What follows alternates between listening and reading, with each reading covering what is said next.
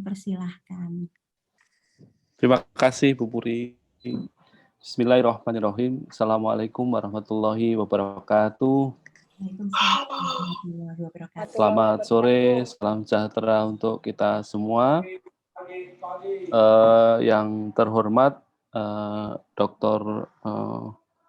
Huang Nai dari Xiamen University Malaysia, kemudian Dr. Arif dari Universitas Indonesia. Terima kasih kehadirannya dan tentu beserta tim ya, ada tim dari Xiamen University, ada tim dari Universitas Indonesia barangkali, pimpinan, Bapak Ibu guru, karyawan, baik di lab school maupun di luar lab school. Jadi kita sharing nih Pak Arif, seluruh Indonesia ini kalau bisa hadir, ayah bunda, orang tua, anak-anakku, baik dari lab school maupun dari luar lab school yang berbahagia. Puji syukur, alhamdulillah sore hari ini kita bisa bersama-sama di serial Karir Day. Tadi saya koreksi Bu Puri, ini yang ke-16 ya. Kemudian masih ada 8 seri lagi yang kita hadirkan. Menarik sekali karena kita bisa mengupas satu persatu dari detail masing-masing jurusan, dan untuk mulai dari pekan ini kita akan mulai mengupas masalah tentang teknik, karena tidak semua tahu tentang detail yang berkaitan dengan teknik. Kami juga bersyukur hadir Universitas Indonesia yang tentu memiliki peringkat yang baik gitu ya. Kalau di Asia, UI ini kalau QS ya peringkatnya 59, kemudian mohon dikoreksi nanti kalau salah. Kalau Xiamen University ini di Asia peringkat 78. Artinya benar-benar kedua universitas ini juga mempunyai reputasi yang baik dalam mengelola proses pembelajaran di dalam kampus, dan ada Dr. Arif yang akan berbicara, kemudian ada dari Xiamen University juga yang akan bicara pada kesempatan hari ini. Bapak Ibu, anak-anakku sekalian, tentu tidak mudah mengelola dan memilih jurusan, tetapi kita wajib tahu dan belajar untuk bagaimana kita bisa memilih jurusan itu, sehingga dengan Karir Day yang berseri-seri ini harapannya kita lebih bisa dapat tepat dalam memilih jurusan. So, thank you Dr. Huang Nai for your time. This is a good opportunity for us, and especially for lab school, to have you, that we will have like a session regarding our topic about engineering for this evening. So maybe your experiences, maybe the learning experiences in Xiamen University, you can deliver through this webinar. Terima kasih semuanya, Pak Arif. Terima kasih Bapak. Mohon maaf kalau mengambil waktunya. Selamat mengikuti webinar. Wabillahi taufiq wal hidayah. Assalamualaikum warahmatullahi wabarakatuh. Assalamualaikum warahmatullahi wabarakatuh. Terima kasih Pak Ano untuk sambutannya. Baik, Bapak Ibu sekalian dan anak-anakku yang luar biasa, calon insinyur masa depan, kita simak paparan dari kedua narasumber kita pada hari ini yang akan membahas tentang program studi teknik dengan moderator Bapak Aditya Nugraha. Bapak Adit adalah guru SMA Lab School Jakarta bidang studi fisika. Kepada Pak Adit kami persilahkan. Ya, baik. Terima kasih Bu Puri. Mohon izin Pak Ano. Assalamualaikum warahmatullahi wabarakatuh. Waalaikumsalam warahmatullahi wabarakatuh. Ya, selamat sore untuk semuanya.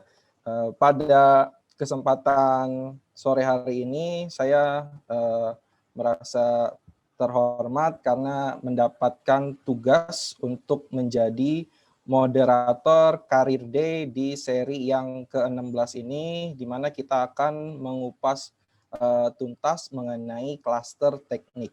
Adapun judul pada Karir Day ke-16 ini adalah peranan teknik di masa depan.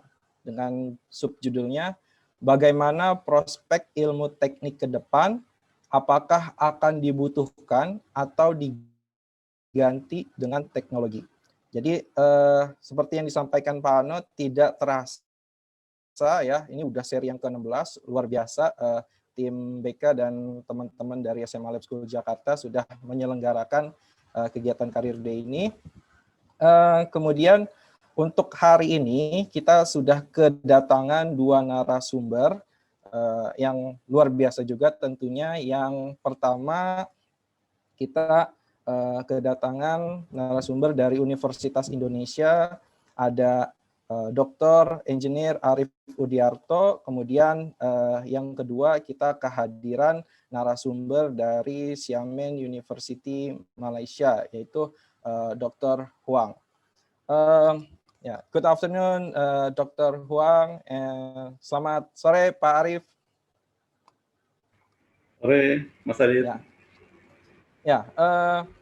Sebelum kita masuk ke poin utama, kemarin setelah saya mendapat tugas menjadi moderator ini, saya sekilas mengecek latar belakang dari Pak Arif dan Dr. Huang. Nah, dari kedua pembicara kita ini, keduanya memiliki kesamaan di mana bidang risetnya atau bidang penelitiannya itu adalah nanoteknologi. Kalau Pak Arif, kalau tidak salah, mohon dikoreksi ya Pak Arif, itu ada di bidang nano device. Nah, kalau untuk Dr. Huang, topik penelitiannya itu kurang lebih sama, ada di nanostructure, ada di energy conversion, dan kurang lebih sejenisnya.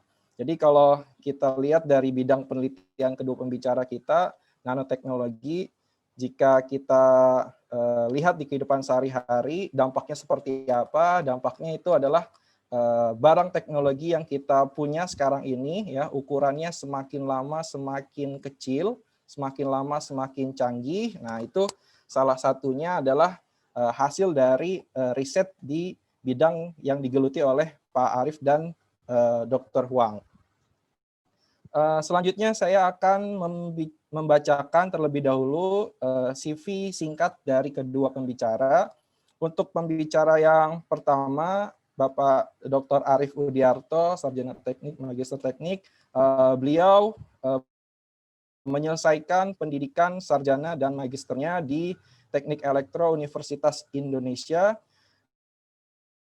Kemudian Pak Arif melanjutkan pendidikan doktoralnya di Nanovision Department Shizuoka University, Jepang.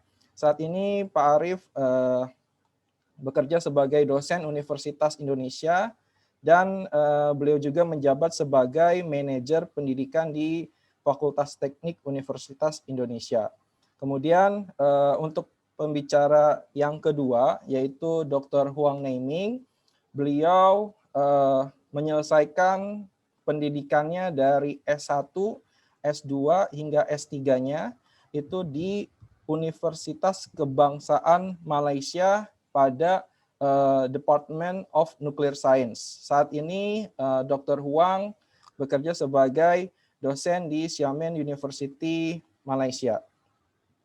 Oke, selanjutnya teknis acara pada sore hari ini. Pada kesempatan pertama, saya akan memberikan kesempatan kepada Pak Arif Udiarto untuk menyampaikan paparannya kurang lebih dalam waktu 30 menit. Dan kemudian untuk sesi kedua, yaitu paparan dari Dr. Huang, kurang lebih sama 30 menit. Dan selanjutnya setelah paparan dari kedua narasumber, kita akan masuk ke sesi tanya-jawab. Untuk Bapak, Ibu, serta anak-anakku semua, jika kalian ingin bertanya, silahkan disampaikan melalui kolom chat yang ada di bawah, ataupun kalian boleh mengaktifkan tanda raise hand-nya. Untuk menghemat waktu, langsung saja kita dengar paparan pertama dari Dr. Arif Udiarto. Kepada Pak Arif, kami persilahkan. Terima kasih, Pak Adit. Suara saya terdengar, Pak Adit? Jelas, Pak Arif. Baik, terima kasih. Assalamualaikum warahmatullahi wabarakatuh. Selamat sore dan salam sejahtera untuk kita semuanya. Yang saya hormati Pak Suparno Sastro, SPD Magister Manajemen, selaku Kepala Makasih, Sekolah Pak. School. Makasih banyak Pak undangannya. Makasih Bu Puri juga yang sudah menghubungi saya. Dan Bapak Ibu sekalian, selamat sore semuanya. Dan para siswa, calon mahasiswa Fakultas Teknik Universitas Indonesia, ya, mudah-mudahan itu bermanfaat apa yang nanti saya sampaikan, karena penting sekali Bapak Ibu sekalian dan adik-adik semuanya. Jadi betul seperti yang disampaikan oleh Bapak Kepala Sekolah, sebelum memutuskan ya mengambil prodi apa, jurusan apa, itu sangat penting untuk mengetahui lebih jauh. Jangan sampai sudah susah masuknya ternyata tidak cocok. Itu akan korban banyak sekali. Korban waktu terutama ya, mungkin korban biaya juga, itu banyak sekali konsekuensinya. Maka saya sangat berterima kasih ini kepada Lab School yang sudah menginisiasi acara pada sore hari ini. Saya rasa ini sesuatu yang sangat penting untuk anak-anak didik kita, untuk masa depan bangsa kita semuanya. Baik, saya izin share, Pak Adit. Ya, silahkan Pak. Mohon dibantu Pak Fajrin. Sudah terlihat ya? Sudah, Pak. Baik. Sudah Pak. Baik, Bapak Ibu sekalian, ini adalah kampus kami di Universitas Indonesia. Adik-adik semuanya ya, sangat indah, seperti hutan di tengah kota. Ini adalah gedung dekanat Fakultas Teknik, di belakangnya ada gedung rektorat yang menjulang tinggi. Kemudian kita punya library yang sangat besar, barangkali terbesar di Asia Tenggara, itu ada di Universitas Indonesia. Ada beberapa hal yang ingin saya sampaikan pada kesempatan sore hari ini. Secara umum nanti saya akan sampaikan ya tentang apa itu prodi-prodi yang ada di FTUI. FTUI secara keseluruhan seperti apa, bagaimana sistem akademiknya, kemudian bagaimana keketatannya, seberapa susah masuk ke Fakultas Teknik Universitas Indonesia. Baik, dari sisi sejarah, sebetulnya Fakultas Teknik Universitas Indonesia sudah cukup lama ya, bersamaan dengan berdirinya kampus UI. Tetapi pada saat itu, Fakultas Teknik itu yang sekarang menjadi ITB di Bandung. Jadi dulu ITB itu adalah namanya Fakultas Teknik UI. Tapi kemudian memisahkan sendiri, dan UI secara institusi membentuk Fakultas Teknik yang baru, yaitu yang sekarang ada di Depok. Itu sejak tahun 1964, tepatnya 17 Juli. Jadi Juli kemarin itu kita baru merayakan yang ke-56. Awalnya hanya ada beberapa jurusan dulu namanya, sekarang namanya program studi ya. Ada teknik sipil, teknik mesin, teknik elektro. Kemudian tahun berikutnya muncul prodi baru, teknik metalurgi dan material dan arsitektur. Menyusul teknik kimia, dan terakhir itu adalah teknik industri. Jadi secara keseluruhan saat ini kita memiliki 7 departemen. Dari teknik sipil tadi sampai dengan teknik industri. Dengan totalnya ada 31 program studi dari S1 sampai dengan S3. Tetapi untuk yang S1 ada 13 prodi. Nah, ini adalah prodi-prodi yang saat ini dibuka di Fakultas Teknik Universitas Indonesia. Dari teknik sipil, ada teknik lingkungan, teknik mesin, perkapalan, elektro, komputer, biomedik, metalurgi dan material, arsitektur, arsitektur interior, teknik kimia, teknologi bioproses, dan teknik industri. Sementara jalur masuknya itu ada 3. Paling tidak ada 3 program yang kita running saat ini di FTUI. Yang pertama, program reguler. Ini semua prodi membukanya. Kemudian kita punya program paralel. Nah, itu hanya ada 8 program studi. Ya, ada sipil, lingkungan, mesin, elektro, metalurgi dan material, arsitektur, kimia, dan industri. Sementara yang program internasional kita juga punya. Saat ini baru ada 7 program studi yang membuka kelas internasional.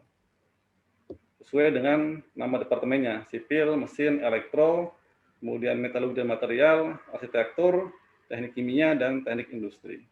Nah, ini nanti tergantung dari mau di mana begitu ya masuknya. Dan juga tentu saja nanti ada jalur yang berbeda. Untuk jalur reguler, kemudian jalur paralel, dan jalur internasional, ada proses yang berbeda yang harus dilalui. Akreditasi, alhamdulillah, seluruh program studi di Fakultas Teknik yang S1, semua sudah A, kecuali teknik biomedik. Karena memang teknik biomedik itu program yang baru, ya, baru beberapa tahun ini dan belum menghasilkan lulusan. Saat ini sudah mendapatkan nilai baik. Nah, tidak hanya akreditasi nasional, kami juga sudah diakses sebagian besar prodi kami oleh lembaga asesmen internasional, termasuk lembaga akreditasi internasional. Misalnya di EUN itu sejak 2008, itu seluruh prodi sudah diakses kecuali tadi biomedik. Kemudian ada juga dari JABI, itu dari Jepang, teknik kimia 2017, dan dari IABI itu 2018 di teknik kimia, bioproses, teknik mesin, dan tahun lalu 2019 itu oleh IABI juga, teknik sipil, teknik lingkungan, komputer, dan teknik metalurgi dan material. Ini memang karena kita berorientasi kepada acknowledgement internasional. Kita ingin agar lulusan kita ini di Fakultas Teknik UI itu punya standar yang standarnya sama, standar internasional. Seperti JABI, IABI itu adalah dia lembaga akreditasi yang berbasis Washington Accord. Artinya dimanapun itu diakui. Itu yang kita kejar. Jadi standar internasional. Nah, tidak hanya itu, kita juga ingin menjamin masalah pelayanan. Oleh karena itu, sistem administrasi kami di Fakultas Teknik itu sudah mendapatkan sertifikasi ISO 9001. Bahkan tidak hanya itu, karena kita berbasis teknik yang banyak praktikum, ya, kita juga mendapatkan ISO 14001 dan OHSAS 18001. Ini berkaitan dengan sistem manajemen lingkungan, keselamatan kerja, terutama di laboratorium dan laboratorium pendidikan maupun laboratorium riset. Nah, bagaimana dengan profil dosennya? Saat ini di Fakultas Teknik kita memiliki 240 dosen tetap, cukup besar. Kemudian hampir 80% itu sudah doktor, ya. Yang 21% ini sebagian juga saat ini sedang mengambil program doktor, kebanyakan di luar, yang di Eropa, di Jepang, kemudian di Jerman rata-rata. Dan saat ini dari Korea juga sudah mulai banyak. Nah, kemudian dari 240 dosen tetap itu, lebih dari 25% itu sudah guru besar. Ini artinya menjamin masalah kualitas risetnya, ya, bagi nanti anak didiknya. Di gambaran saja, secara keseluruhan ini sekilas tentang FTUI, kita ada lebih dari 7.000 mahasiswa totalnya. Dengan mahasiswa sarjananya lebih dari 5.000 mahasiswa. Ada yang kekhawatiran, teknik biasanya mayoritas laki-laki, ya. Nah, ini sudah ada sebagian besar prodi yang lebih banyak menerima perempuan atau wanita. Totalnya ada 38% mahasiswa wanita yang sedang belajar di FTUI, terutama di teknik kimia, kemudian industri, kemudian di arsitektur, itu banyak yang dari wanita. Nah, perbandingan dosen dan mahasiswanya saat ini kami 1:30 mahasiswa. Dengan mahasiswa berasal dari 29 provinsi di Indonesia. Nah, ini untuk menyemangati saja untuk adik-adik semuanya, bahwa kita banyak sekali mahasiswa-mahasiswa FTUI yang memiliki prestasi, baik prestasi nasional maupun internasional. Mudah-mudahan termotivasi. Ini ada beberapa contohnya saja. Mereka punya kesempatan, ya, untuk bisa keliling dunia. Ini banyak sekali yang kemarin tahun 2019 berhasil mendapatkan juara. Ini contohnya di South Korea sebagai juara pertama di kontes Asian Student Venture Forum. Kemudian ini ada beberapa lagi. Ini di Florida, ya, sebagai juara kedua tentang robot competition. Ini di Skotlandia. Jadi banyak sekali mahasiswa-mahasiswa FTUI yang punya kesempatan untuk berkompetisi di level dunia. Dan itu disupport oleh Fakultas Teknik. Jadi kita memiliki dana yang cukup besar untuk bisa mengirimkan mahasiswa-mahasiswa kami baik di level nasional maupun ke internasional. Contohnya di Singapura, ya di USA, dan masih banyak lagi, ya, banyak sekali. Bagaimana dengan beasiswa? kita termasuk fakultas yang cukup banyak mendapatkan beasiswa. Total tahun 2019 kemarin itu lebih dari 14 miliar. Dengan lebih dari 1.000 mahasiswa kami itu mendapatkan beasiswa. Nah, ini gambaran untuk lulusan kami, itu masa studinya rata-rata 4,2 tahun ya. Jadi hampir mendekati sesuai jadwal lah. Kemudian dengan IPK rata-rata itu 3,4. Ini cukup ya untuk bisa mendaftar PNS dan untuk perusahaan-perusahaan itu udah cukup. Karena biasanya mereka meminta kalau nggak 3, 3,2. IPK rata-rata kami rata-rata 3,4. Nah, kurikulum kami saat ini sudah menerapkan outcome-based education, sehingga kurikulumnya pun berdasarkan outcome-based kurikulum dalam rangka mempersiapkan lulusan untuk menghadapi industri 4.0. Nah, ini untuk waiting time-nya sampai mendapatkan pekerjaan itu rata-rata 3 bulan, bahkan untuk yang tahun 2019 kemarin itu kurang dari 3 bulan. Dengan 83% itu sesuai dengan bidang keilmuannya, dan gaji pertamanya ini antara 5 sampai dengan 9 juta. Nah, penelitian di FT itu juga sangat banyak. Jadi kalau Anda, Bapak Ibu ingat, kemudian adik-adik ingat semuanya ya, ada 240 dosen. Sementara judul penelitiannya di tahun 2019 itu 525. Itu artinya masing-masing dosen dia punya dana riset paling tidak 2 minimal. Dengan dana total risetnya itu 88 miliar. Dari Pol, Pak? Itu artinya adalah mahasiswa di dalam menyelesaikan tugas akhir ya, skripsi itu rata-rata sudah tidak mengeluarkan biaya, karena biaya itu didapatkan dari dana penelitian dosen. Bahkan sebagian mereka, mahasiswanya itu dikirim untuk conference, baik di dalam negeri maupun di luar negeri. Ini ada banyak sekali fasilitas-fasilitas yang terbaru, kita ingin memberikan yang terbaik, ada smart classroom, ada smart meeting room, yang terbaru itu ada Integrated Creative Engineering Learning Laboratory, yang lab terbaru kami, menggabungkan semua prodi, nanti akan ada di situ. Ini banyak sekali fasilitas-fasilitas yang lain. Ya, ada drinking fountain seperti di bandara, kemudian presentronik untuk absensi mahasiswa, semua terpasang CCTV, kemudian kantinnya sudah cashless dan seterusnya. Nah, ini yang mereka katakan tentang alumni FTUI. Ya, bisa kita baca di sini tentang kepuasan mereka terhadap alumni. Nah, ini apa kata mereka ya tentang alumni FTUI? Cepat mengerti, pengetahuannya baik, cepat beradaptasi, punya kerjasama yang baik, mau belajar, dan lain-lain. Ini gambaran saja.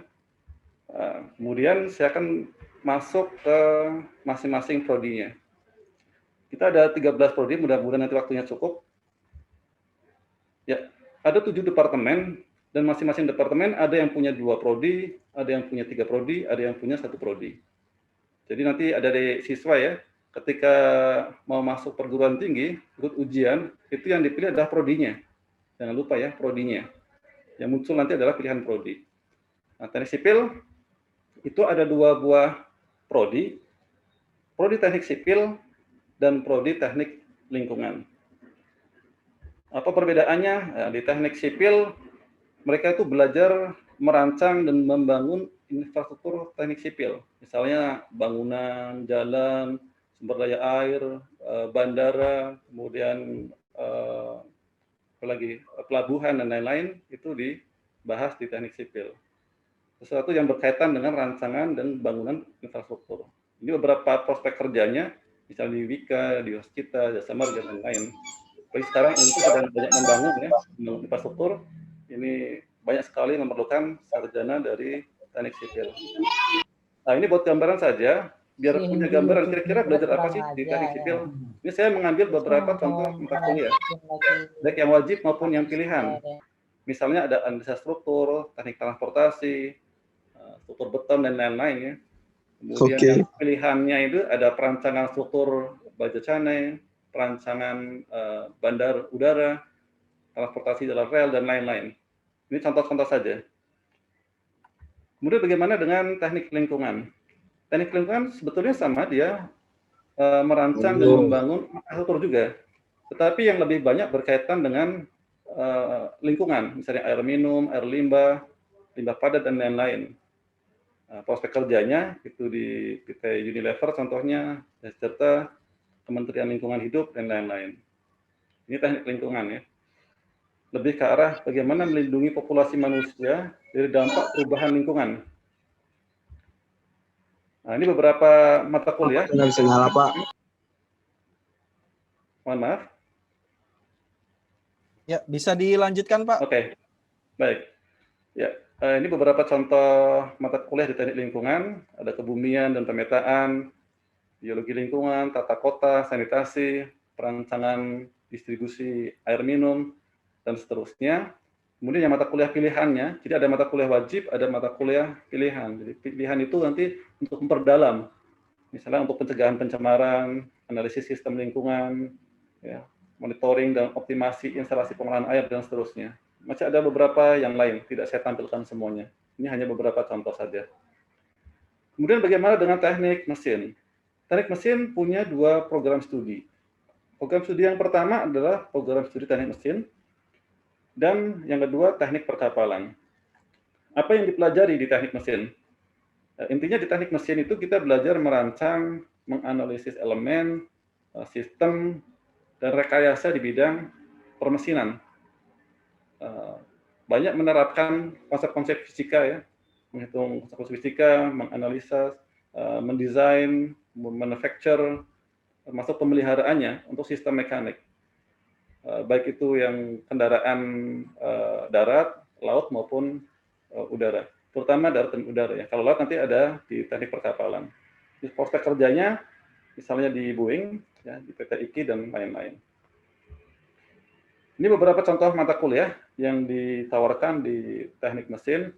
Ada visualisasi pemodelan mesin, proses manufacture dan pemilihan material, perancangan mekanikal, perpindahan kalor, mekatronika, dan lain. Mata kuliah pilihannya ada motor pembakaran dalam, pembangkitan daya termal, audit energi, dinamika api dan pemodelan, kemudian termasuk teknologi mutakhir kendaraan. Misalnya ada ini ya, mobil listrik dan lain-lain. Itu masuk di dalam bahasan di teknik mesin. Teknik perkapalan lebih ke arah desain, struktur, dan sistem perkapalan, termasuk masalah juga hukum kemateriman. Itu dipelajari di teknik perkapalan. Kalau kemarin lihat inovasi Indonesia, itu ada salah satu hasil karya dosen di teknik perkapalan ya, yang diakui oleh nasional, yaitu membuat kapal pelat datar. Itu sudah mendapat penghargaan kemarin. Ini prospek kerjanya ada di misal PT PAL, kemudian di Kementerian Kelautan, kemudian termasuk juga di ITC. Ini beberapa contoh mata kuliah yang ditawarkan: material kapal, teori bangunan kapal, struktur kapal, mekanika fluida dasar kapal, permissian kapal, termasuk hidrodinamika kapal. Untuk yang mata kuliah pilihannya ada bangunan lepas pantai, teknologi pendingin kargo, optimasi produksi kapal, manajemen energi maritim, perencanaan dan operasional pelabuhan, dan masih banyak lagi yang lain. Saya masuk ke teknik elektro. Teknik elektro merupakan prodi yang memiliki departemen yang memiliki prodi paling banyak. Ada 3 prodi, yaitu teknik elektro sendiri, kemudian teknik komputer, dan teknik biomedik. Teknik elektro belajar apa? Di teknik elektro UI kita belajar merancang hardware dan software untuk memberikan solusi terhadap permasalahan di bidang teknik elektro.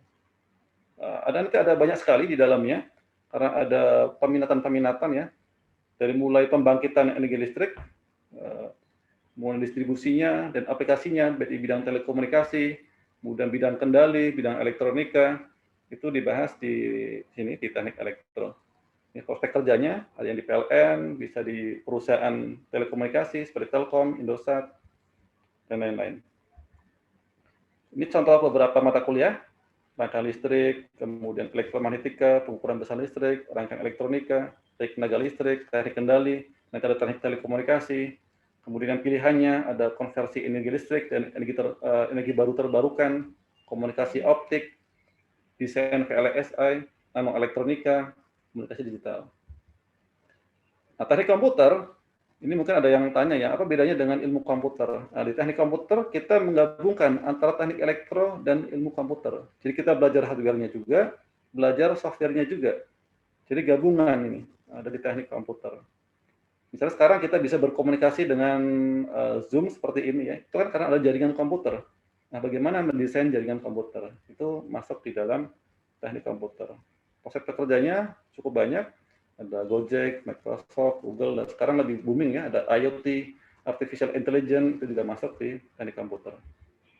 Ini beberapa contoh mata kuliah dari organisasi dan arsitektur komputer, perancangan sistem digital, arsitektur komputer modern, sistem operasi, sistem basis data, keamanan jaringan, dan lain-lain. Yang pilihannya ada kecerdasan buatan, komputasi awan, big data, nirkabel, kemudian blockchain, kriptografi, dan lain-lain, itu masuk di mata kuliah teknik komputer. Berikutnya adalah teknik biomedik. Ini sedang booming juga ya, teknik biomedik. Di UI, teknik biomedik ini belajar merancang dan membangun alat-alat biomedik di bidang kesehatan. Nanti saya akan sampaikan contohnya yang sekarang sedang booming juga. Belajar apa tentang rekayasa dan aplikasi biologi dan kedokteran untuk pelayanan kesehatan. Ini prospek kerjanya bisa di Philips, perusahaan-perusahaan yang berbasis ini ya, medical equipment, bisa juga di rumah sakit. Yang dibahas mata kuliahnya ada pengantar teknologi biomedik, kemudian etika teknologi biomedik, instrumentasi biomedik, teknologi pencitraan medis, pengulangan sinyal medis, dan lain-lain. Untuk yang pilihannya ada sistem komunikasi medis, rekayasa imunologi, kecerdasan buatan, sistem embedded, kemudian teknologi terapi medis. Nah, ini barangkali Bapak Ibu juga melihat di televisi ya, dan di berita-berita dari tim kami di teknik biomedik bekerja sama dengan kedokteran, fakultas kedokteran, itu kemarin berhasil menyumbangkan namanya Coven 20. Itu alat ventilator yang kita buat sendiri, pure produksi Indonesia ya. Kita sumbangkan ke lebih dari 300 rumah sakit seluruh Indonesia. Kemudian swab untuk, stick untuk swab, itu juga kita produksi dari teman-teman dari metalurgi, dengan beberapa fakultas lain. Kemudian ada propolis, ada bilik disinfektan, dan lain-lain. Ini contoh beberapa hasil produk dari teknik biomedik bekerjasama dengan beberapa prodi yang lain. Saya masuk ke teknik metalurgi, hanya ada satu prodi di teknik metalurgi dan material. Mereka belajar merancang proses metalurgi dan material, terutama yang ramah lingkungan, dan menganalisa bagaimana mereka terdegradasi dan bagaimana cara mengatasinya. Tentu saja belajar mengenai mineral, belajar logam, belajar tentang polimer, belajar tentang plastik, dan lain-lain. Ya, itu dibahas di sini. Ini prospek kerjanya bisa di PT Timah, PT Antam, Inalum, dan lain-lain. Ini beberapa contoh mata kuliah. Ada karakterisasi material, korosi dan proteksi, material polimer, pengolahan mineral, proses manufacture, analisis gagalan. Kemudian di mata kuliah pilihannya ada biomaterial, korosi temperatur tinggi, teknologi karet, material elektronik, teknologi nano, korosi beton, dan lain-lain. Kemudian di arsitektur ada dua program studi, yaitu program studi arsitektur dan program studi arsitektur interior. Nah, apa yang dibahas nih di arsitektur? Mereka lebih ke arah merancang desain arsitektural yang memperhatikan kebutuhan dan kearifan lokal. Jadi banyak sekali Indonesia kaya dengan arsitekturnya ya, dari Jawa, kemudian dari suku-suku yang lain, itu punya desain arsitektur sendiri-sendiri. Itu dipelajari di sini, dan bagaimana itu diwujudkan dalam era modern saat ini. Ini prospek kerjanya bisa di beberapa perusahaan kontraktor ya. Kemudian arsitektur, sebelum arsitektur interior, ini beberapa mata kuliahnya yang ditawarkan. Ada media desain digital, sejarah dan teori arsitektur, teknologi bangunan, pengantar kompleks perkotaan, metode perancangan, yang pilihannya arsitektur etnis, kawasan pesisir, arsitektur kota dan kuasa, arsitektur dan spasial etnografi, dan lain-lain. Kemudian yang arsitektur interior, profil lulusannya itu diharapkan mampu merancang ruang dalam aspek interioritas, jadi mendesain lebih ke arah dari dalam ya. Ini. Jadi yang dibahas adalah perancangan desain arsitektural dan interior. Jadi ruang-ruang. Jadi setelah bangunannya jadi, ruang-ruangnya itu gimana cara mendesainnya. Itu prospek kerjanya diantaranya ada di ini beberapa perusahaan kontraktor juga, bisa, atau di perusahaan-perusahaan yang industri kreatif ya, menghasilkan barang-barang yang kreatif. Ini beberapa mata kuliah di arsitektur interior. Di semester 1 dan 2 atau bahkan tahun pertama sama tahun kedua itu hampir sama yang dibahas dengan di prodi arsitektur. Tetapi di tahun ketiga dan keempat nanti berbeda karena beda pendekatan cara mendesain antara arsitektur dengan arsitektur interior. Ini beberapa mata kuliah yang ditawarkan. Anatomi ruang, dari sisi akustiknya seperti apa, apresiasi seni, desain furniture, gaya hidup dan arsitektur interior, tata cahayanya, psikologi arsitektur. Ini yang dibahas di arsitektur interior. Mohon maaf memotong Pak Arief, waktunya 5 menit lagi, Pak. Baik, mudah-mudahan cukup. Tinggal 2 prodi lagi, 2 departemen. Departemen teknik kimia ada 2 prodi. Yang pertama teknik kimia sendiri, kemudian teknologi bioproses. Di teknik kimia kita membahas tentang bagaimana mengaplikasikan ya, ilmu-ilmu dasar kimia itu menjadi suatu produk, barang-barang. Ya. Termasuk adalah bagaimana merancang pabriknya, itu di teknik kimia. Ini prospek kerjanya, bisa di Pertamina, karena dia juga belajar tentang minyak bumi, tentang gas bumi, dan lain-lain. Kemudian ini beberapa mata kuliah yang ditawarkan. Saya lewatkan saja ya, nanti bisa kita lihat. Ini teknologi bioproses, ini baru, relatif baru. Ini lebih ke arah merancang komponen sistem, proses, dan produk rekayasa bioproses, sesuatu yang berkaitan dengan makhluk hidup. Produk-produknya bisa herbal dan lain-lain, itu biasanya dibahas di sini. Ini beberapa prospek kerjanya di industri farmasi ya, kemudian ada di obat-obatan. Ini beberapa mata kuliah yang ditawarkan, saya skip saja. Terakhir teknik industri. Teknik industri hanya ada satu prodi teknik industri. Belajar apa? Di sini dia belajar merancang, meningkatkan, mengoperasikan, merawat sistem manufaktur sehingga menjadi suatu proses yang lebih efektif dan efisien. Jadi lebih menggabungkan antara teknik dengan ekonomi. Ada sisi ekonominya di sini di teknik industri. Ini beberapa prospek kerjanya. Kemudian beberapa contoh mata kuliahnya. Ini ya, dari mulai organisasi dan psikologi industri. Yang pilihan ada manajemen siklus produk dan lain-lain. Saya akan skip yang ini. Jadi intinya di FTUI kita menawarkan ada namanya program fast track, 5 tahun bisa mendapatkan sarjana dan magister langsung. Ya, syaratnya memang ada ketentuan, misalnya IPK 3,5, TOEFL-nya tertentu. Tapi dalam 5 tahun lanjut dari S1 langsung dapat S2. Kita juga menawarkan program internasional, ada yang single degree, ada yang double degree. Ini ada, saya tidak akan jelaskan, nanti bisa ditanya jawab untuk yang internasional ini. Nah, ini partner kami, ada beberapa partner yang di double degree ya. Kebanyakan ada di Australia, beberapa di Jerman. Ini skema yang sebelah kanan ada skemanya. Misalnya 2+2, 3+1, dan seterusnya.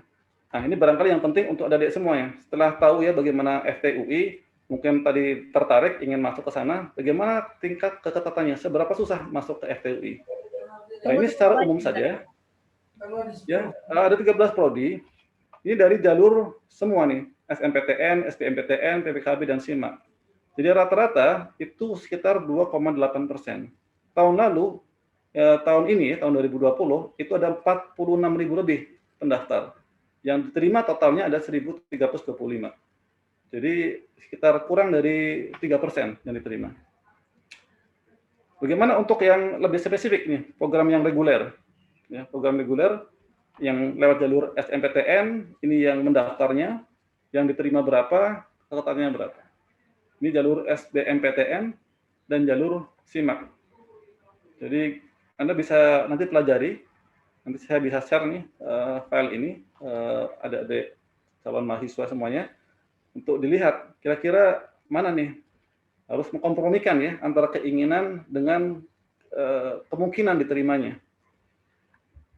Kemudian ini untuk yang jalur paralel tidak kalah ketat ya, meskipun dia jalur paralel, dia cukup ketat juga. Ini sekitar ada yang 1,8, ya, 1,5 dan lain-lain.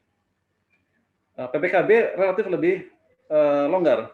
Ini kalau Anda perhatikan, dia kompetisinya tidak terlalu ketat, tidak seketat yang jalur SIMAK dan yang tadi SNMPTN ataupun SBMPTN. Yang paling longgar memang adalah jalur internasional, relatif longgar, tetapi bukannya tanpa saingan ya, tetap saja terseleksi, requirement-nya lebih berat, dan nanti syarat untuk lulusnya juga lebih berat, karena ada syarat untuk harus keluar negeri, untuk yang kelas internasional. Ini daya tampung tahun lalu, tahun ini kita belum mengeluarkan daya tampung, tapi ini buat gambaran saja, yang reguler berapa, yang paralel berapa, yang KKI berapa. Kenapa paralel tadi dia sangat ketat? Karena jumlahnya pun sangat terbatas yang kita sediakan.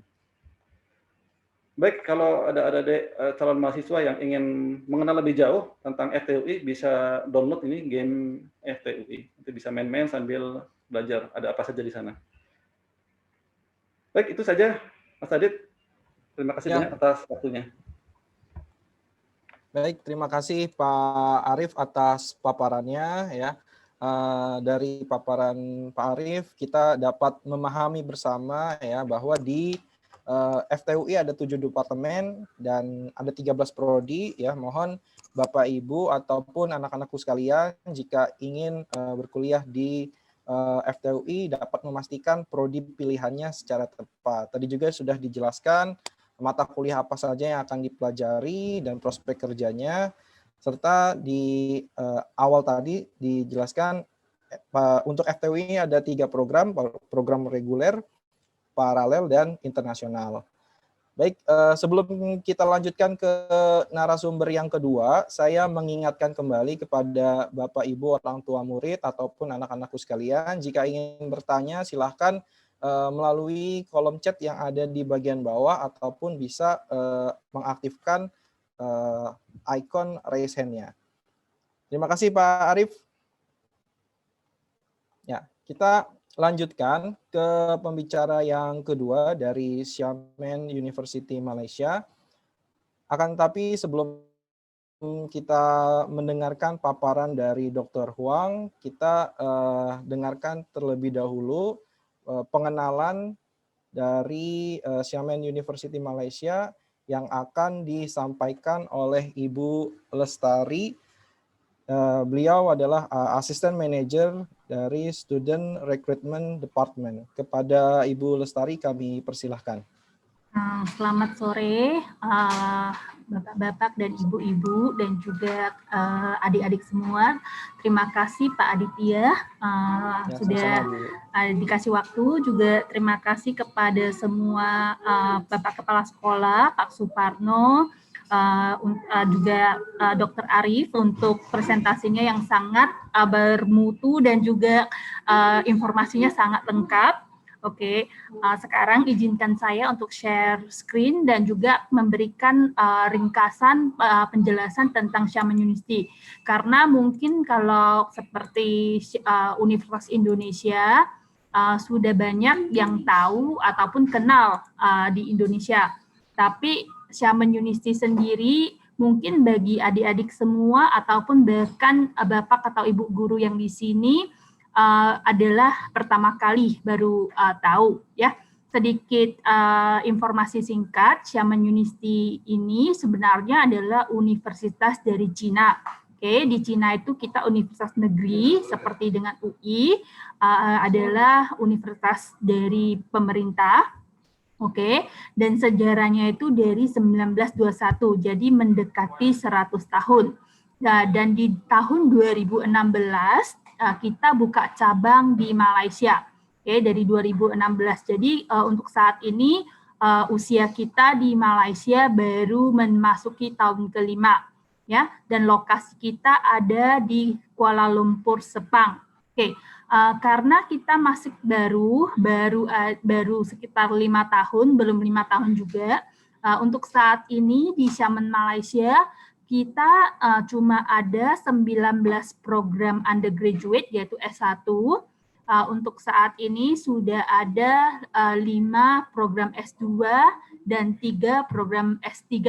Tapi di flyers ini karena targetnya anak-anak SMA, cuma saya taruhkan yang untuk jenjang S1. Oke, jurusan yang kita ada untuk kedokteran saat ini yang ada cuma traditional Chinese medicine, jadi kedokteran Cina. Oke, yang berhubungan dengan language ataupun literature, dengan bahasa kita ada sastra Mandarin dan sastra Inggris. Yang berhubungan dengan bisnis dan manajemen kita ada international business, akuntansi, dan ekonomi keuangan. Yang berhubungan dengan komunikasi, kita ada jurusan jurnalis dan juga periklanan, advertising. Yang berhubungan dengan IT, kita ada teknik komputer, software engineering, teknik digital media, dan artificial intelligence. Oke, yang betul-betul teknik. Oke, di kampus kita ada teknik energi baru, teknik kimia, dan teknik elektro. Sebagai informasi, salah satu S2 dan S3 yang kita ada saat ini adalah teknik energi baru dan teknik kimia. Untuk dua-dua jurusan ini sudah ada jenjang S1, S2, dan S3-nya di kampus Malaysia. Oke, untuk kelautan dan lingkungan hidup, kita juga ada jurusan bioteknologi kelautan dan kimia lingkungan kelautan. Jadi memang sangat unik, jurusan yang sangat unik dan sangat fokus. Karena Xiamen itu adalah satu pulau di mana universitas kita itu memang dikelilingi dengan laut. Oke, dan juga kita ada jurusan matematika dan fisika. Oke, karena fokus daripada workshop hari ini adalah untuk prodi teknik. Jadi saya tidak akan mengambil waktu yang banyak. Kalau ada informasi yang mau tahu lebih banyak bisa ke website kita jadi tertulis di sini atau menghubungi saya langsung di nomor WA ataupun email ataupun bisa menghubungi Cosmo Education, perwakilan resmi kita di daerah Jakarta. Oke, dan ini ada video singkat sekitar 3 menit tentang kampus biar bisa tahu lebih banyak tentang kampus dan setelah itu akan saya pas ke Dr. Huang. Nah, ini adalah kampus kita. Oke, ini perpustakaan. Oke.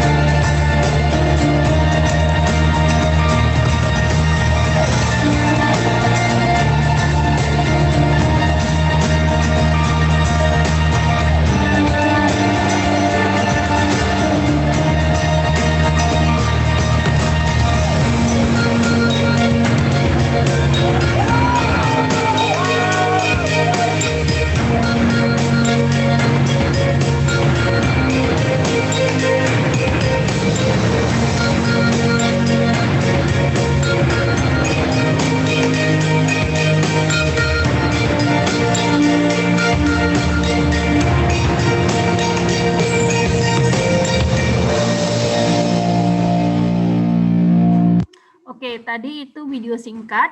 Jadi secara summary, kampus kita itu adalah kampus yang pertama dan satu-satunya dari Cina yang membuka cabang di luar Cina untuk saat ini, ya. berdasarkan US News dan World Report, kita itu ranking 275 sedunia. Oke, kampus kita ada di Malaysia, besarnya 150 acre, kira-kira 75 buah lapangan sepak bola.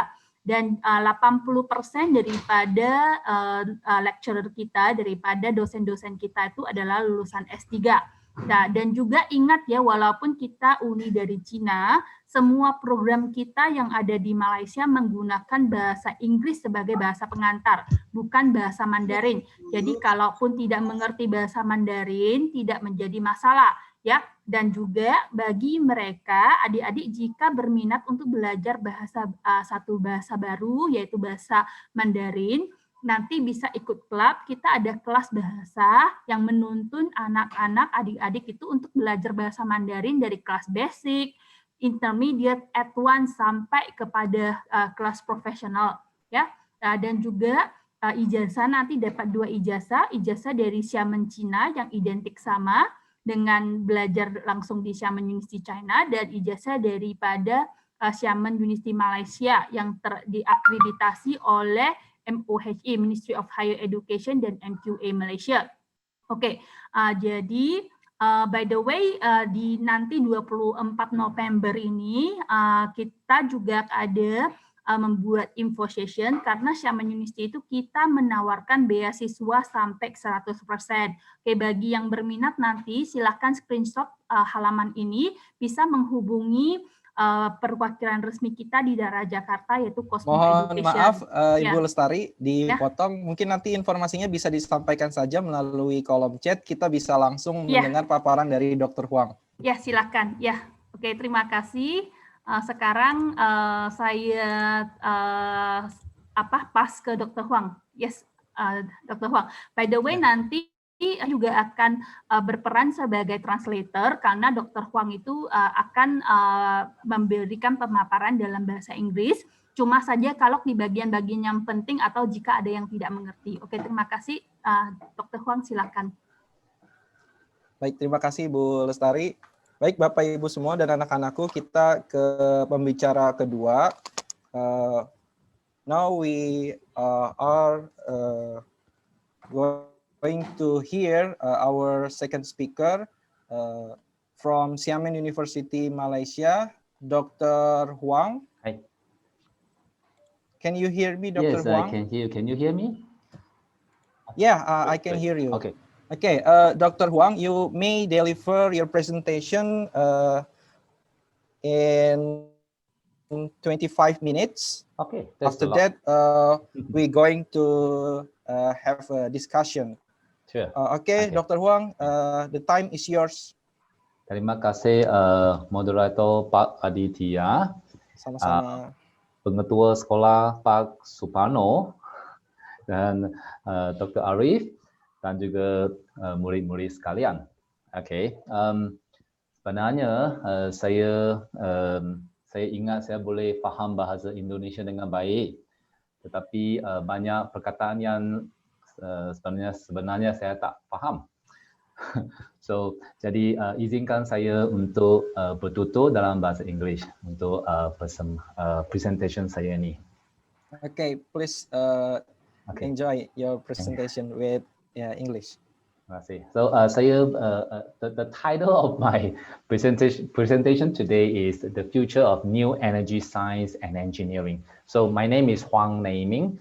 I'm a Malaysian. Our school is called School of Energy and Chemical Engineering. So that means that we have 2 programs, 2 departments. Our department is New Energy Science and Engineering, and we have another department which is a Chemical Engineering department. Right.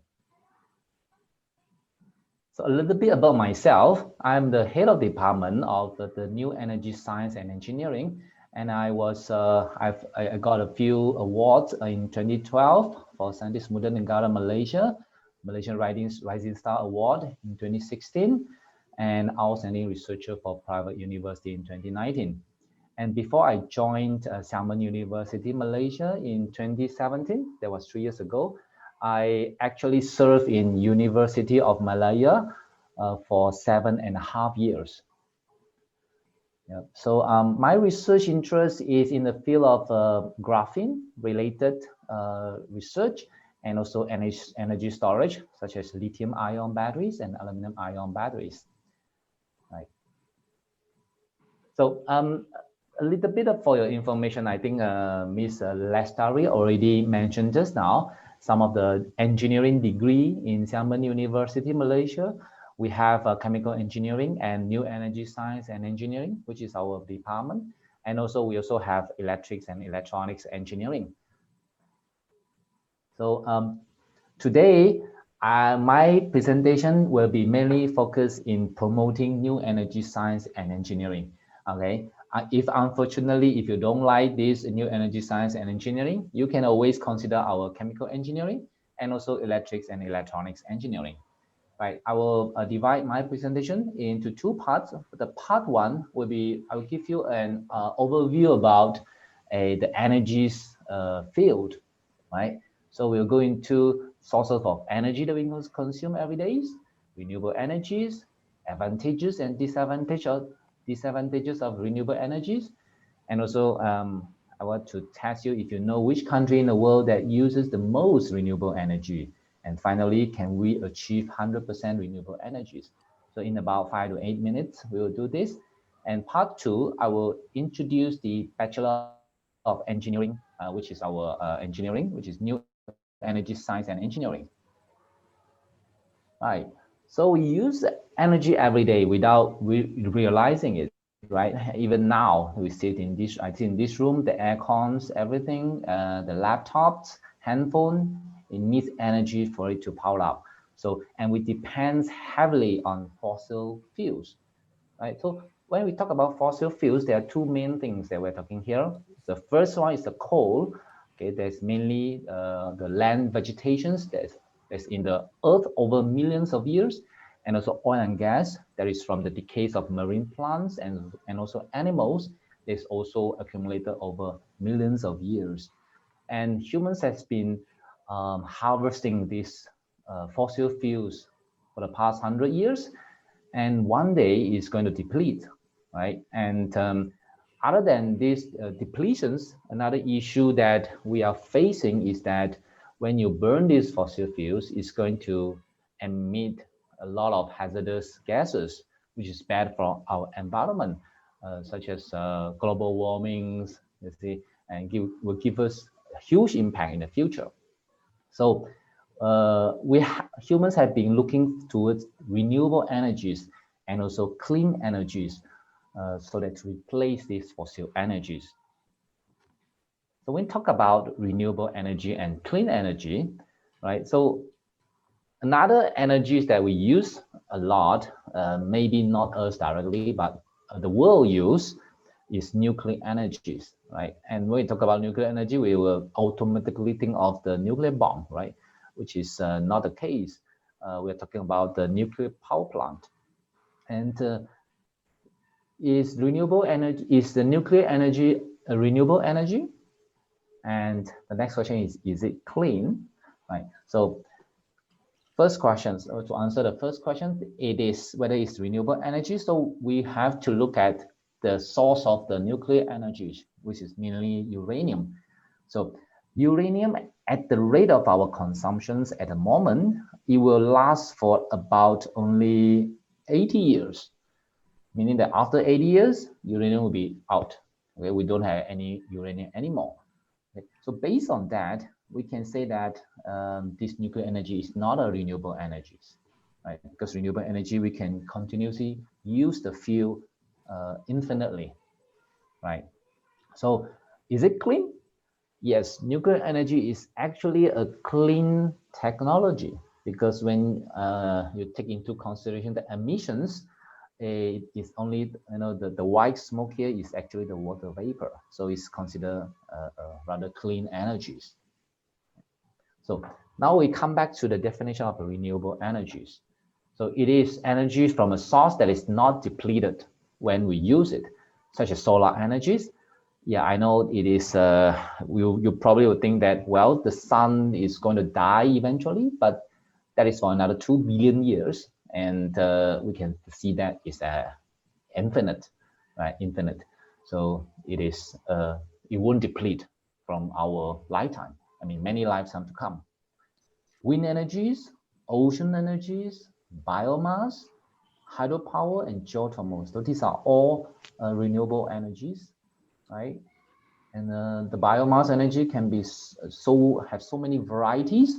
It's all over around us. So this is one of the very important biomass energy in the futures. We have hydropower, Malaysia and Indonesia. I think we have a lot of this. Geothermals, we don't have a lot, right?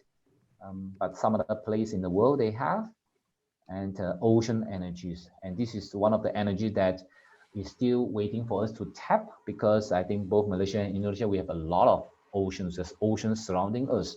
So we can look into it to tap the energy from there in the futures, right? Wind energies, which unfortunately it doesn't have much wind in Malaysia. So that may not work for us. Solar energy, yes, we share the same situations. We have a lot of solar energy. So solar energy is booming in Malaysia, right? Whether you like it or not.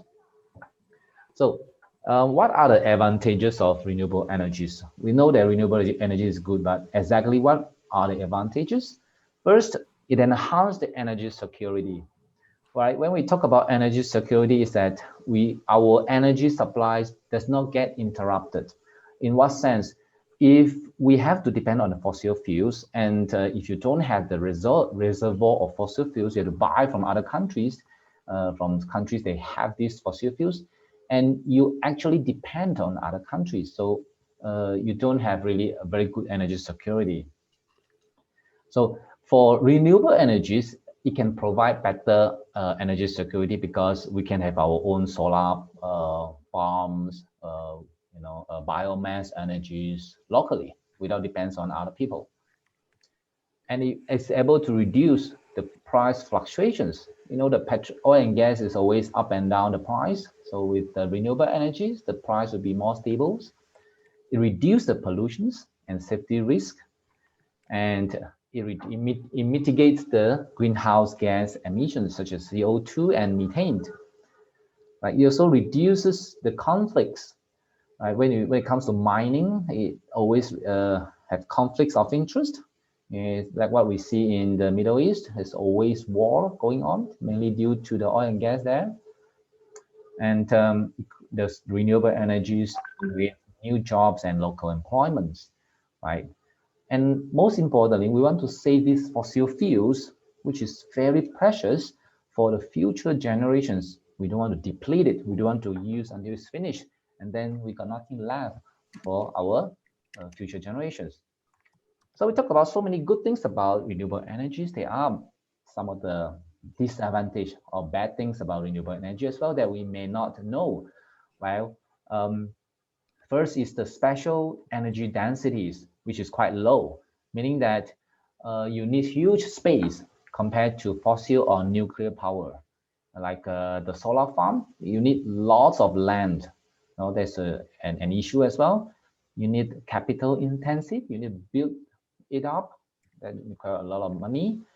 And some of the environmentalists, they are concerned about the exploitations of renewable energies. And one of the very bad renewable energy features that is intermittence, meaning that daytime they have for solar energy and nighttime you don't have. So it's on and off, depends on the supplies. Right, so next, which country in the world use the most renewable energies? So from the flags here, first is Iceland. So Iceland is currently one of the world country in the world that use 100% renewable energies, mainly from hydropower and also geothermals, right? And Costa Rica is very surprisingly, they are 99% using renewable energies. And close behind is Norway, 98%, and they mainly use hydropower. Right? So is it possible for us to achieve 100% renewable energies? Well, I would say it is very challenging, but it is possible by looking at the previous 3 countries that achieved 98 to 100% renewable energies. But it's going to take a long time, because fossil fuels have been here and they are very reliable, I would say, at the moment. So it probably is going to take about 20 to 50 years to come to totally replace those fossil fuels. But the trend, the world trend, is that we are going towards renewable energy, and that opens up a lot of opportunities for us in the energy sectors and also energy educations, right? So that is also one of the reasons we have this a degree called New Energy Science and Engineering. So this degree is originated from Xiamen University, China. So we have a mother campus there. They have a College of Energies. So they set up probably like 10 years ago. So our program, we just set up 4 years ago, and we have a first batch of students graduated. So our first batch of students intake is February 2016. They just graduated early this year, and they are facing tough time now because of the COVID-19. Looking for a job is a little bit difficult, and a lot of companies that's being laid off. So they are looking for the job, and also a lot of them are continuing a postgraduate, which I will present to you later on.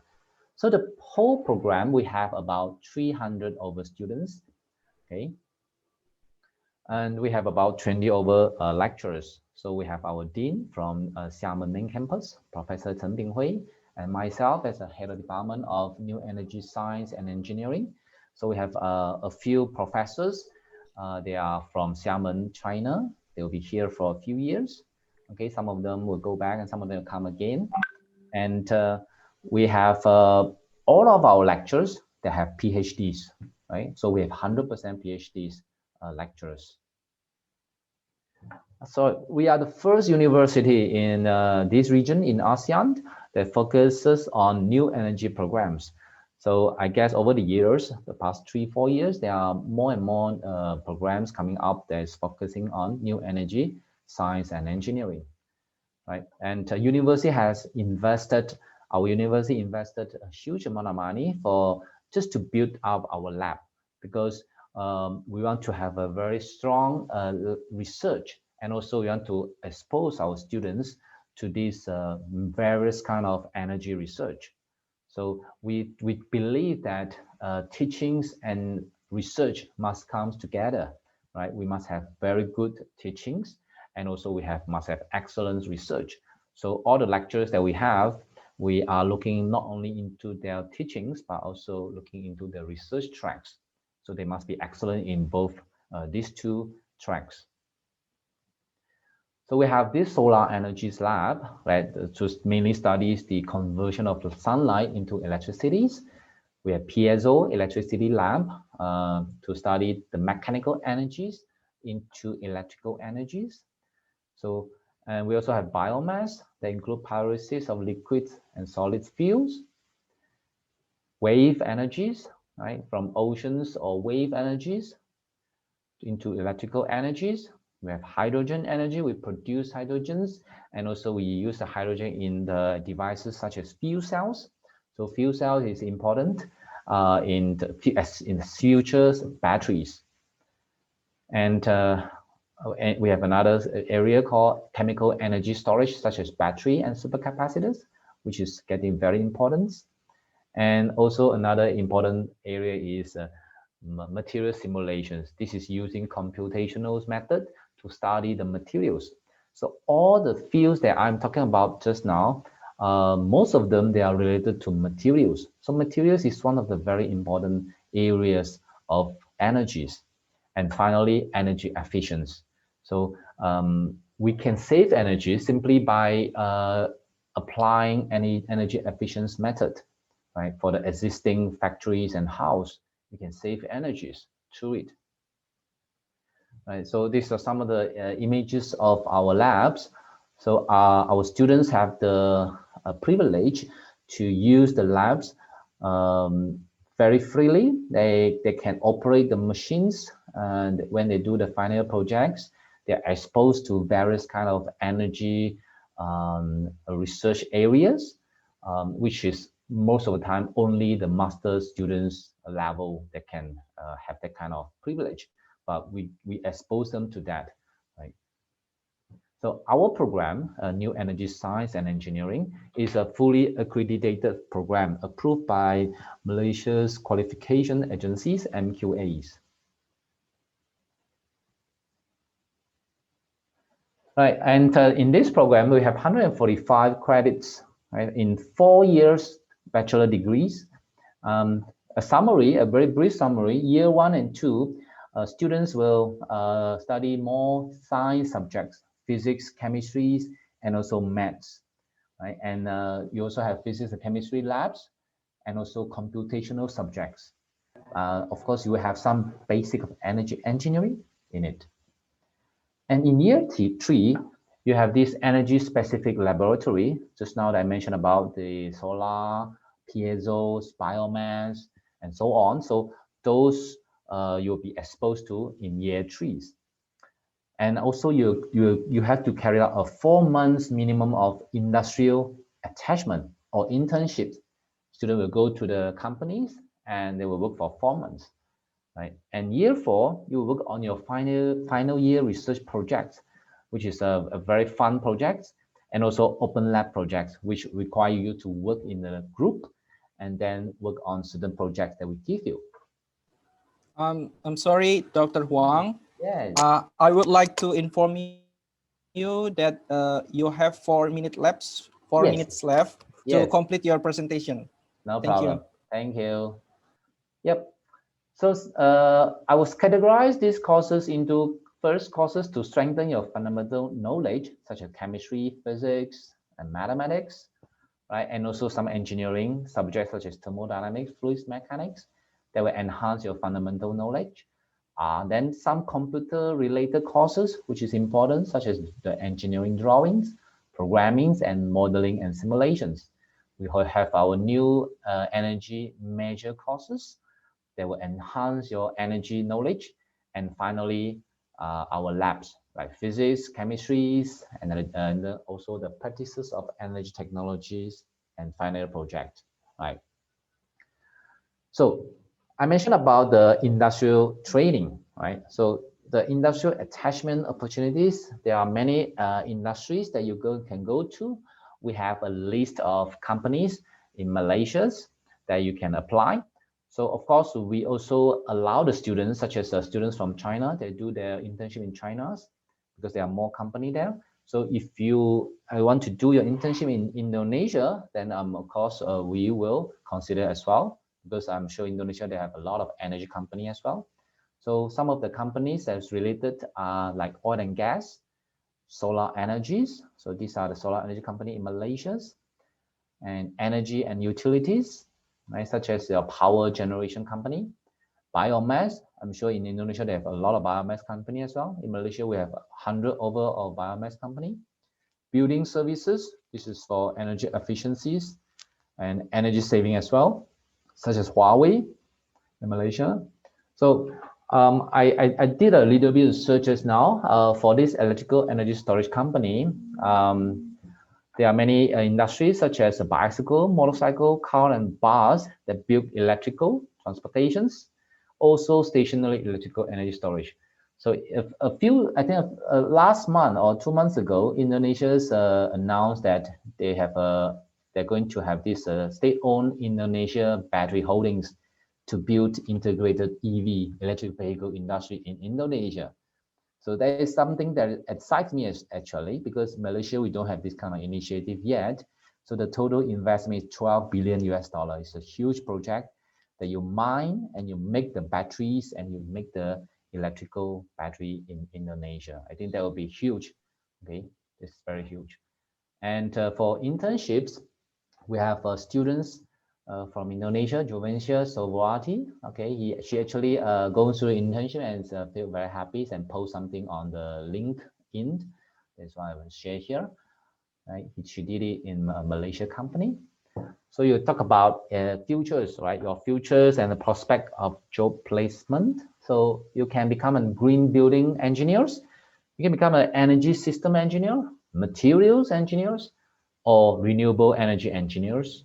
And also, ultimately, there are some companies big enough, they have their own lab. You can become their energy researchers or scientists. And a lot of students, they actually, the graduate students, they got their placement. They want to continue their postgraduate studies, masters or PhDs. Some of them, they got into top-notch universities such as Imperial College London, King's College London, University College London, even University of New South Wales in Australia, Chinese University of Hong Kong, and Hong Kong Polytechnic University. There are a few more that I didn't mention here, but there are quite a lot of them that continue their postgraduate studies. Students also did the extracurricular activities. They enter competitions. Some of the more fortunate students, they do research attachments, such as this one on the right-hand side, in Japan for 2 weeks. And they enter competitions such as solar car competitions. Right? So there are a lot more activities that you can do in the university to find what is your interest. I think the university is very important, not to only to study, but to find who you are and what you want to be in the futures. Yeah. So I hope that you like my presentations, and thank you very much for your attention. Hope to see you in Xiamen University, Malaysia. Thank you very much. Okay, thank you, Dr. Huang, for your presentation. It is interesting to hear your presentation, especially for the renewable energy. We know today we mostly use fossil fuel. I hope by study in new energy, we can transform our habit in energy consumption. Once more, I would like to say thank you, Dr. Huang. Thank you. Baik, Bapak Ibu semua dan anak-anakku, kita sudah mendengar sajian atau paparan dari kedua narasumber kita. Sekarang kita akan ke sesi tanya jawab. Silahkan Bapak Ibu semua ataupun anak-anakku sekalian yang memiliki pertanyaan, boleh ditanyakan melalui kolom chat, atau bisa raise hand langsung, nanti saya bisa panggil ya yang ingin bertanya. Sudah ada beberapa pertanyaan. Yang pertama ini pertanyaan dari siswi ya SMA Lab School Jakarta, siswi kelas 12 IPA 1. Atas nama Rosa, pertanyaannya kepada Pak Arief. Berikut pertanyaannya, Pak. Jika saya ingin mempelajari tentang bahan-bahan biodegradable, lebih baik belajar melalui teknik metalurgi atau teknik lingkungan? Mungkin bisa dijawab dulu, Pak Arief, dipersilahkan. Baik, terima kasih Pak Adit. Ya, kalau lebih ke arah materialnya, tentu saja belajar di teknik metalurgi dan material ya. Tetapi kalau di dalam implementasi desain struktur untuk aplikasi lingkungan, itu belajarnya di teknik lingkungan. Di teknik lingkungan sebetulnya dia masuk di dalam area teknik sipil sebetulnya. Awalnya teknik sipil, tetapi dia lebih difokuskan kepada hal-hal yang sifatnya berkaitan dengan lingkungan. Misalnya tentang desain drainase, ya, desain tata kota, masalah air bersihnya, air limbahnya, itu di teknik lingkungan. Tapi kalau materialnya sendiri, itu di teknik metodologi dan material. Demikian Pak Adit. Ya, baik Pak Arief. Untuk Rosa Salsabila dari 12 IPA 1 masih bergabung? Masih Pak. Ya, bagaimana? Sudah terjawab belum? Sebenarnya masih kayak bingung gitu sih, karena aku kepengen dua-duanya, tapi kan harus kerucut ke satu. Tapi ya udah memuaskan jawabannya. Makasih Pak. Pak Adit, boleh penambah sedikit Pak Adit? Boleh, silahkan Pak Arief. Ya, jadi di FT itu kita sedang mendevelop kurikulum baru nih Pak Adit ya. Jadi nanti ada kemungkinan akan dibuka namanya major sama minor. Jadi kalau tadi misalnya Rosa ingin belajar dua-duanya, itu bisa mengambil satu dulu. Misalnya kalau lebih ke arah materialnya, ngambilnya di metalurgi. tapi nanti dia boleh mengambil di teknik lingkungannya untuk mendalami sebagai minornya. Itu memungkinkan. Demikian Pak Adit tambahnya. Jadi jangan ragu lah. Ya, baik Pak Arif. Nah, untuk prosa itu ada kesempatan ya. Sudah ada mayor dan minornya. Jadi bisa tuh dua-duanya sekaligus. Baik, kita lanjutkan lagi ke pertanyaan kedua. Ini dari orang tua murid Adam 10 IPA 2, yaitu pertanyaan dari Ibu Ismi. Pertanyaannya masih ditujukan untuk Pak Arif, bisa saya sampaikan. Untuk teknik mesin di FTUI, apakah mencakup teknik dirgantara? Itu pertanyaan yang pertama. Dan pertanyaan lanjutannya, untuk fast track, untuk magisternya apakah bisa cross department? Ya, baik Pak Arif, dipersilakan. Terima kasih Pak Adit. Jadi untuk teknik dirgantara memang dia belum ada prodi tersendiri. Dia masih ada di dalam prodi teknik mesin. Nah, tadi saya sampaikan di antaranya tentang desain pesawat itu juga masuk sebetulnya. Ada aeronautik juga ada di situ. Jadi dibahas, tetapi memang tidak mendalam ya, seperti yang mungkin ada di ITB, yang ada khusus ya, kalau nggak salah punya prodi sendiri tentang dirgantara. Tapi itu ada di bawah teknik mesin. Nah, nanti boleh jadi begini Pak Adit, pada saat dia mengambil skripsi, itu di situ dia memperdalamnya. Jadi lebih ke arah bagaimana desain pesawat ya, pesawatnya, kemudian pesawatnya sendiri seperti apa itu nanti bisa pada saat skripsi. Nah, kemudian mengenai fast track, memang kebijakan kami saat ini fast track itu dia harus satu jalur, ya. Jadi harus sama, prodinya harus sama. Bahkan kalau ada peminatan nanti peminatnya harus sama, tidak boleh lintas. Kalau tujuannya sebetulnya adalah untuk lebih mendalami lagi apa yang sudah dilakukan di S1, skripsinya itu didalami di S2 sehingga lebih cepat nanti S2-nya. Demikian Ibu jawabannya. Ya, baik Ya. Pak Arif. Bu Ismi masih bergabung, Bu? Iya masih. Makasih banyak Pak Arif. Pak Arif, kita kebetulan sebenarnya satu angkatan. Saya TGB 97. Jadi ya kalau untuk boleh saya itu tanya ulang Pak, maksudnya untuk saya tambahkan pertanyaannya Pak. Boleh Bu Ismi untuk memperdalam. Iya, jadi sebenarnya anak saya itu sangat tertarik dengan aeronautik ya Pak ya.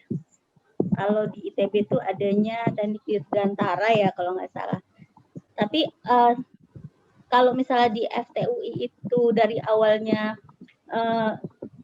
masih sangat basic, apakah nanti di S2 di magisternya itu bisa didalami di dirgantaranya gitu Pak? Apakah ada gitu? Kalau saya pernah baca di webnya FTUI, dia S1-nya nggak ada, tapi di S2-nya ada gitu di dirgantara itu. Betul atau enggak ya Pak Arif ya? Terima kasih. Saya dulu. Terima kasih Bu Ismi, ketemu lagi. Ya.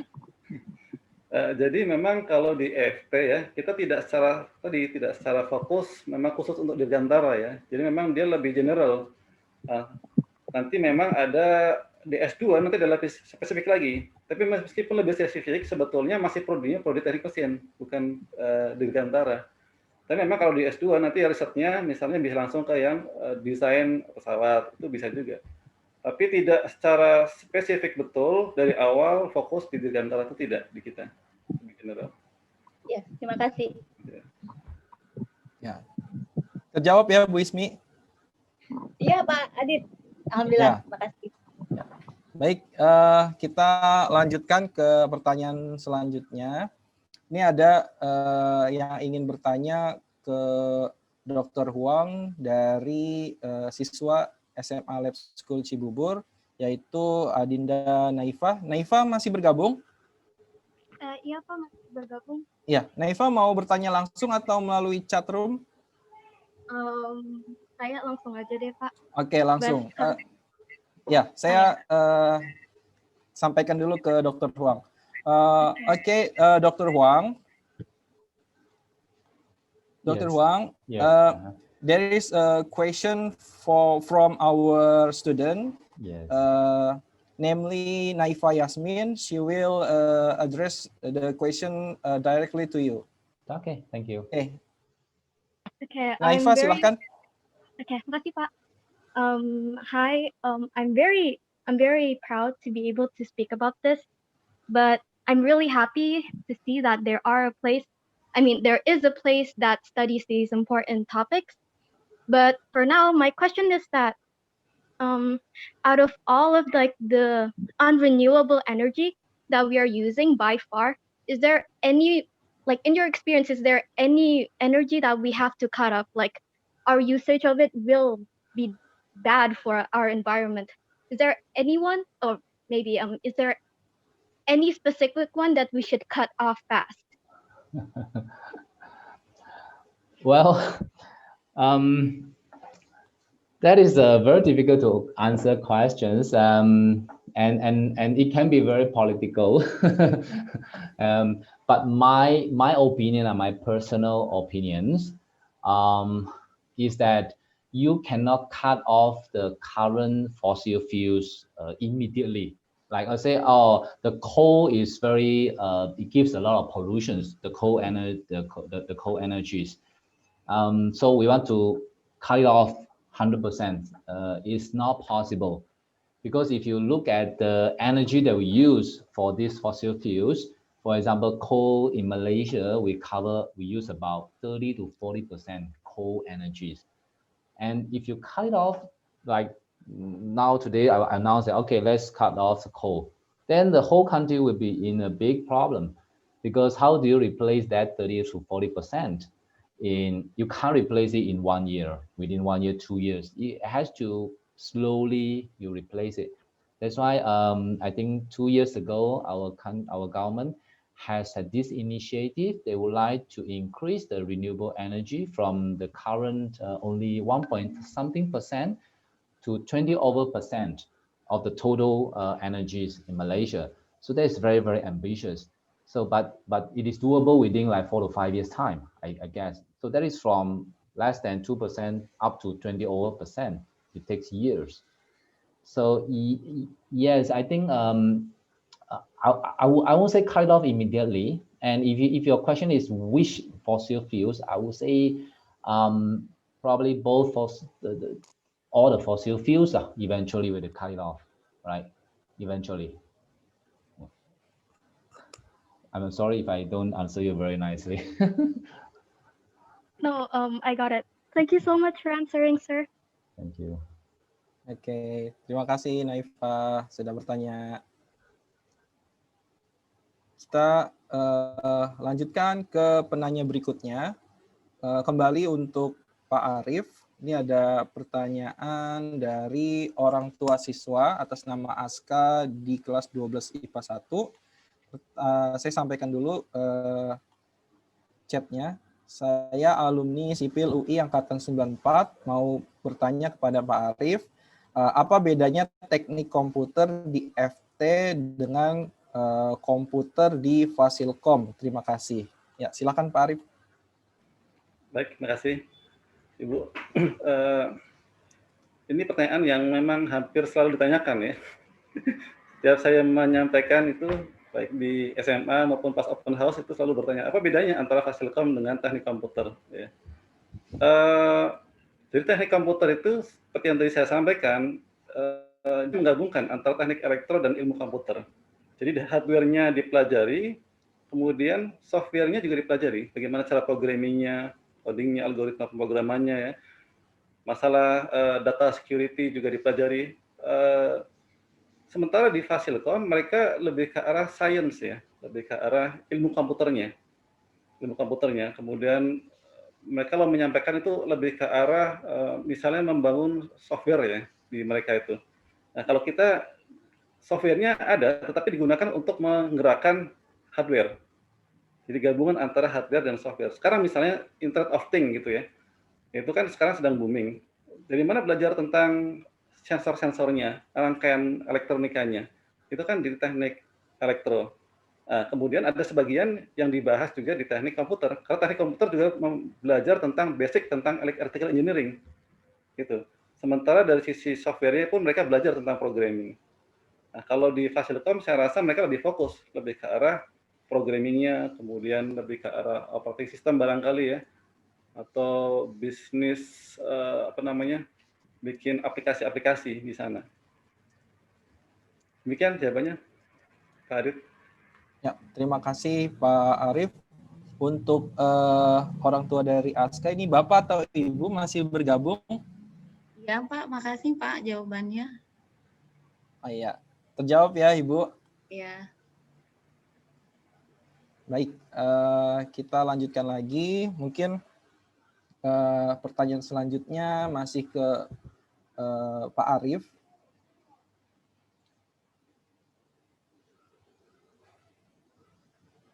Oke.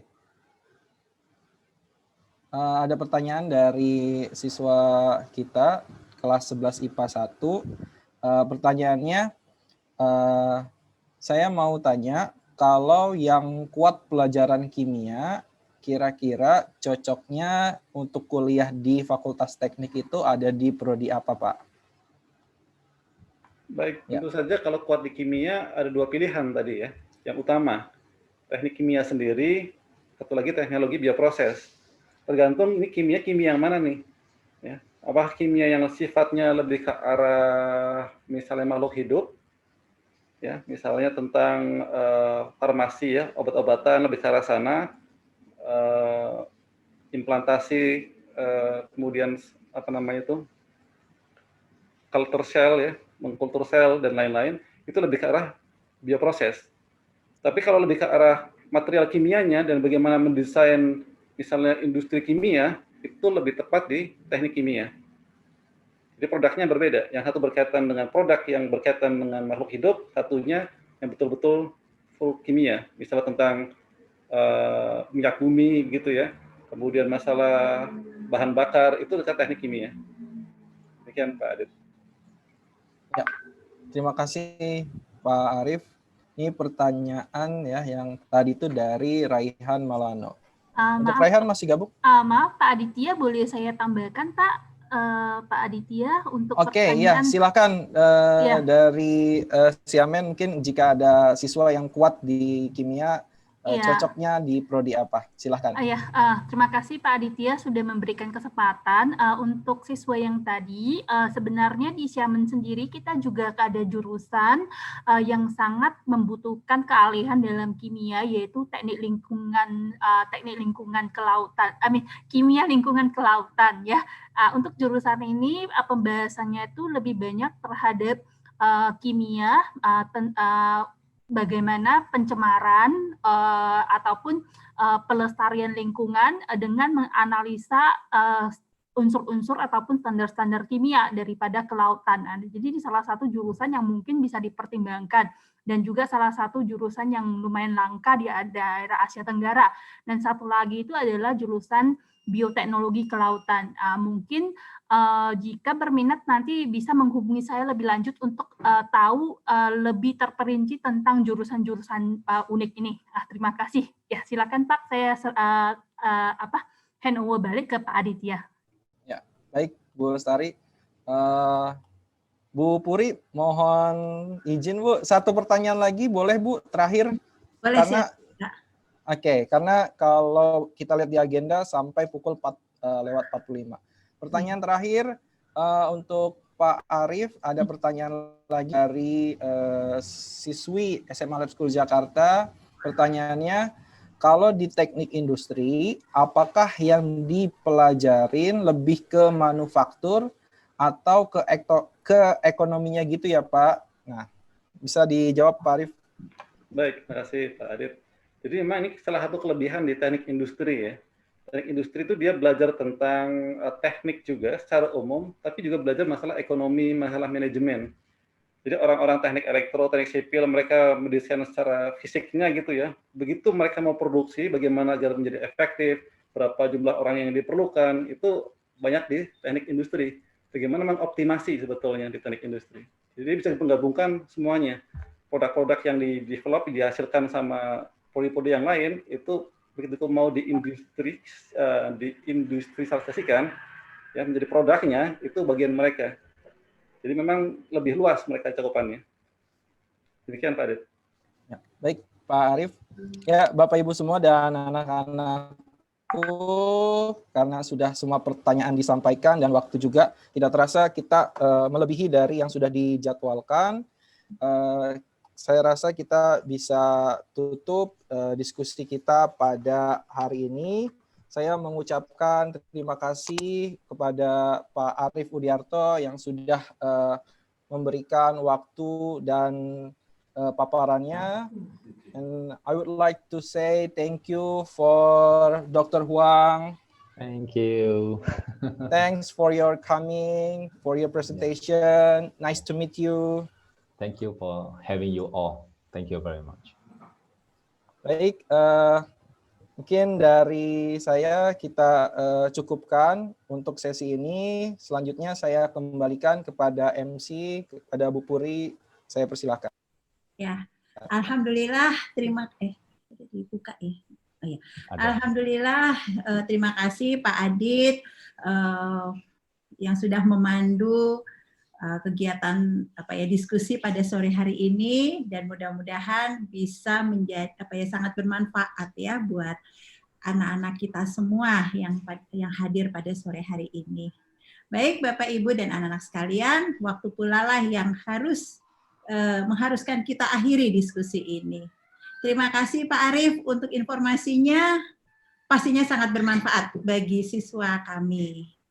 Dr. Huang, thank you for the information, very useful for my student.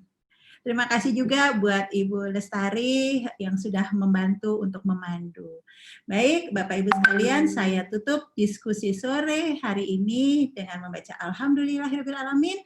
Mohon maaf atas kekurangannya. Assalamualaikum warahmatullahi wabarakatuh.